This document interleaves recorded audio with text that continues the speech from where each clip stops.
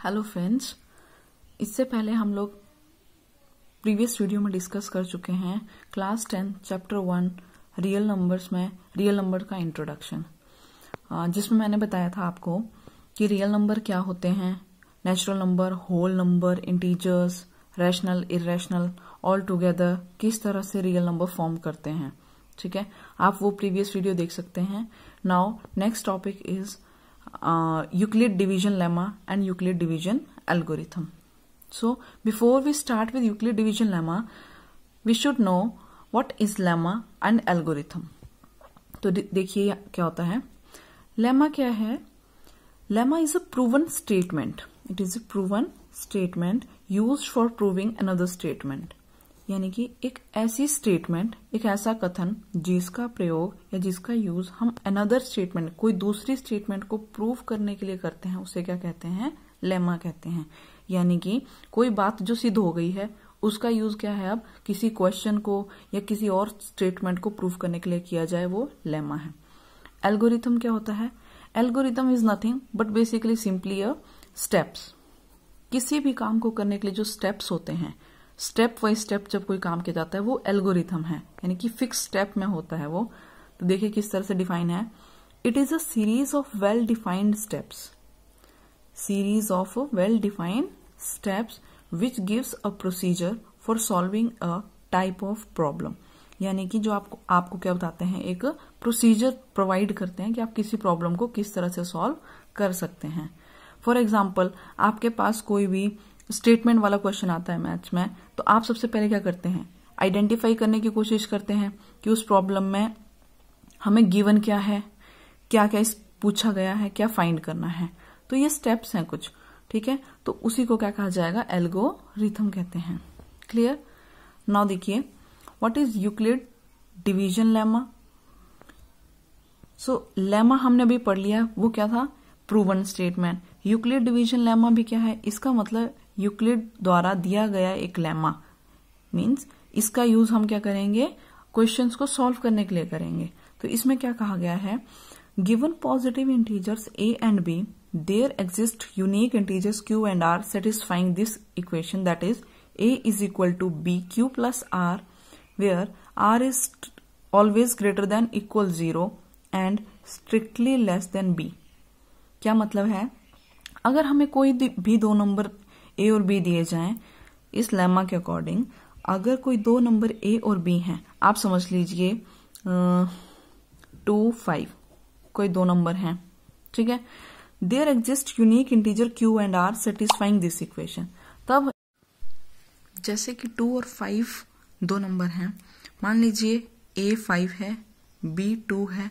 अब आप सोचेंगे क्यू और आर क्या होगा? क्यू और आर क्या होगा?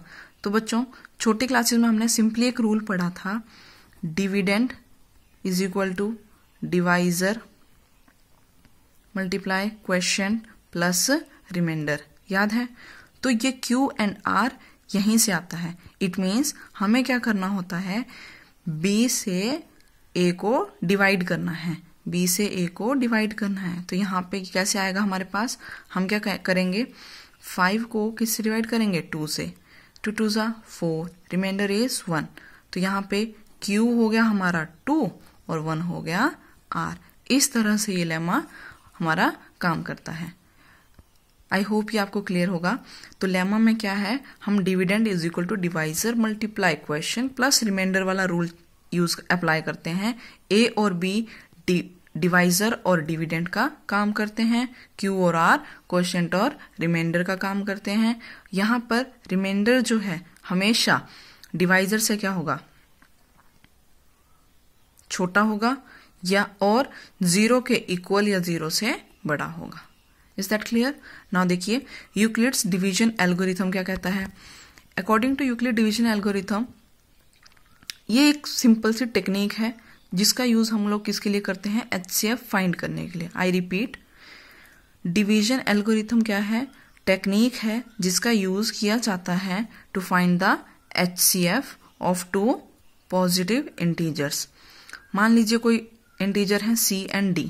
अब C एंड D में सबसे पहले, क्योंकि एल्गोरिथम है, इसका मतलब इसमें क्या बताए जाएंगे? स्टेप्स बताए जाएंगे।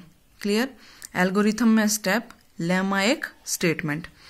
तो एल्गोरिथम में स्टेप्स हैं, तो पहले सबसे स्टेप, अब यहाँ पे हमें फाइंड क्या करना था, सी और डी दो नंबर्स का HCF फाइंड करना है। तो HCF के लिए सबसे पहला स्टेप क्या रहेगा, सबसे पहले तो हमें क्या करना है, दोनों में से ग्रेटर नंबर फाइंड आउट करना है।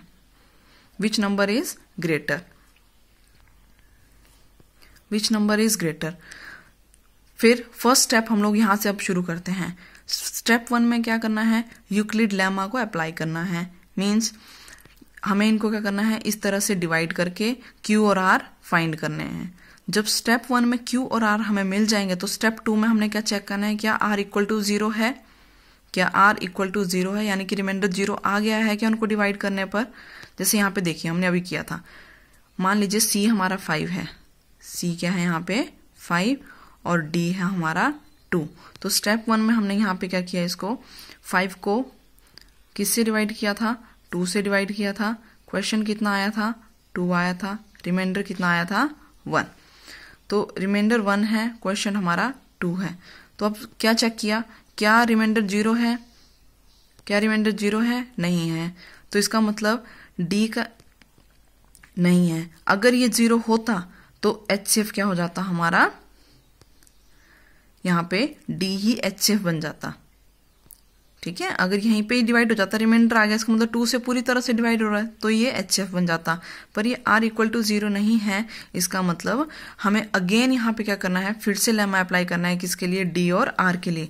यानी कि अगले केस में अब क्या हो जाएगा, जैसे अगर ये D था हमारा और ये R था, अब D जो है ये तो बन जाएगा डिविडेंड और ये बन जाएगा हमारा डिवाइजर।